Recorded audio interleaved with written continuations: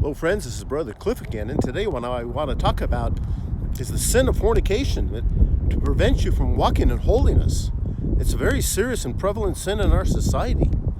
And the Bible warns us in 1 Corinthians 6:18, it says, flee fornication.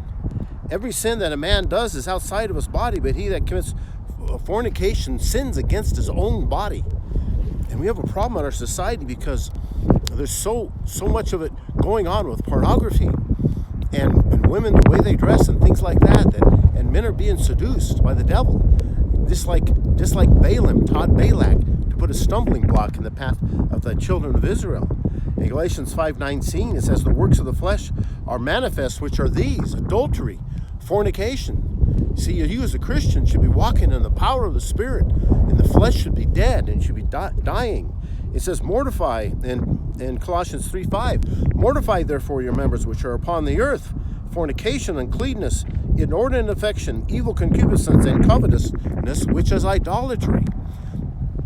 And so he's comparing sexual sin to idolatry, because that's what Balak had them do. They were worshiping these little idols of Baal, and Baal worship was a sex cult, and that's how they seduced the people of Israel in the Old Testament. You see them following Baal. Well, Baal worship was a sex cult. Upon every hill, top of the hill, they could go up and they could have little sex parties and then worship that false god, and that's what drew them away from the Lord. So don't let that draw you away from the Lord. It will take your soul down to hell. And even supposedly legitimate sex, like Jesus said in Matthew 9:19, he says, I say unto you, whosoever shall put away his wife, except it be for fornication, or shall marry another, commits adultery, and whosoever marries her that is put away commits adultery. So many of you men are called to be holy men, and then there's all these women out there that are formerly married. My advice is not to get married. In 1 Thessalonians 4:3-7 is, for this is the will of God, even your sanctification, that you should abstain from fornication.